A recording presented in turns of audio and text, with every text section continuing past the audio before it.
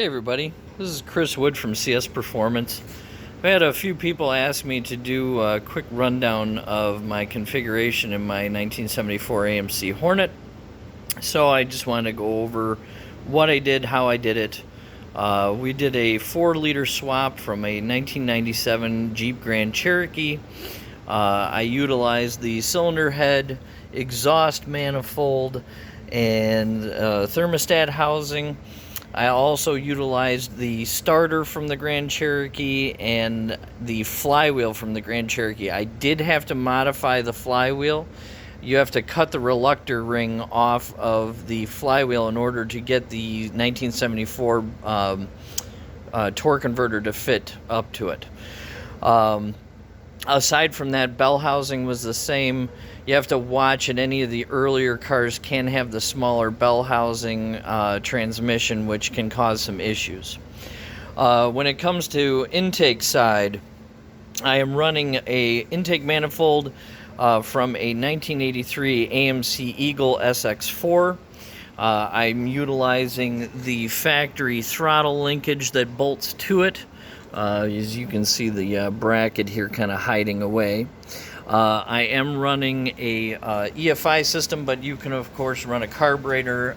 I'm running a system from Phytech, and very happy with it. I did the 2-barrel 400 horsepower kit, and obviously, custom aftermarket air cleaner. I was able to utilize all of the accessories from the front of the Grand Cherokee, which actually worked out very well. I even utilized the steering gearbox from the Grand Cherokee.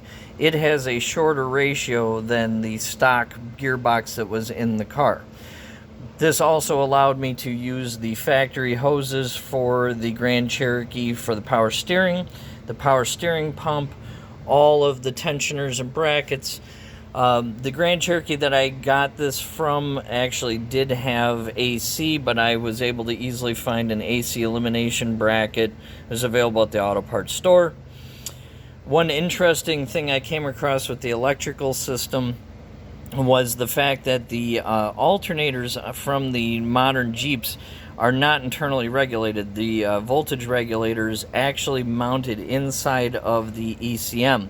So I found a company, I believe they're called Quick Start, and they sell a external voltage regulator kit. I believe you can find them online. I think I actually went through their webpage to purchase the regulator setup, but it was pretty easy to wire up and get functional, and now my electrical system on this car performs like it never did before. Aside from that, I did have to rewire. Obviously, when you use the modern Grand Cherokee starter, you have to you get rid of the old starter solenoid nightmare that is mounted here on the inner fender, and I actually went through and did quite a bit of rewiring on the car just to make everything look a little bit better and function a little bit better. I did have to run my own return line for the EFI system. Phytech actually has a really cool setup. It comes with a fitting that actually pops right into the tank and makes it very easy, but you got to run your own line, which I actually use this like nickel copper line, which works great. It's really easy to bend and flare. I am running a progression ignition programmable distributor.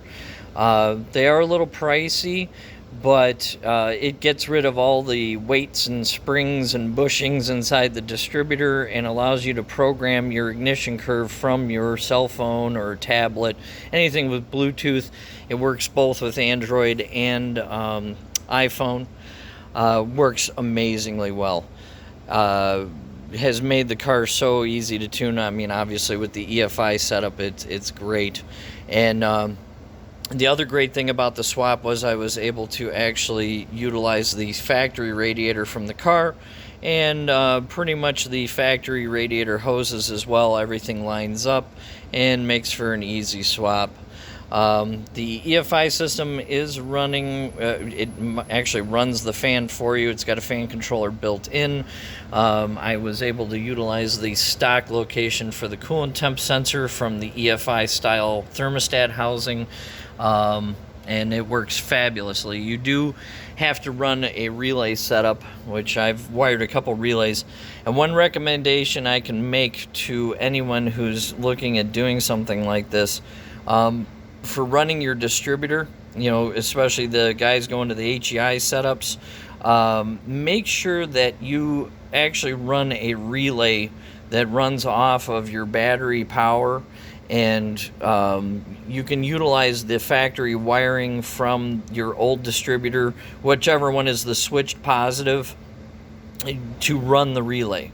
I ran into a problem, and after doing some research, I found that the positive wire on some of them is basically like a resistor wire, and will cause you to get some funky electrical signals going to the HEI system, and can cause some pretty major misfires and stuff like that when running at idle and low speed operation.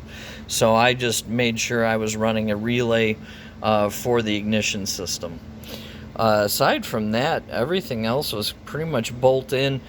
We did have to make a little adapter bracket for the power steering pump to go to the Eagle style intake manifold. These are those, you can find these over by the threaded rod at the hardware store, and we just basically welded two of them together, and one actually utilizes the bolt into the intake manifold, and then the other one is the bolt through the power steering pump, and we were able to get it to line up pretty well. And so I'm using the stock length belt from the Grand Cherokee, easy to get. All these parts are very easy to get, and when you walk into the auto parts store, you're not telling them that you have an AMC, you just tell them you have a Jeep, and it's a heck of a lot easier to communicate with most of the parts store guys. So if you have any questions, let me know. I'll be happy to answer any give you any information that you need to be able to do the swap, but it really wasn't too bad to do, and the car runs fabulous. It's got a lot more power. And I feel it's a little bit safer to do this way, instead of having to weld a cylinder head and get it to mate up to your old 232 or 258. Really the price is right. You can go out and find these Jeep 4 liters pretty much everywhere for dirt cheap.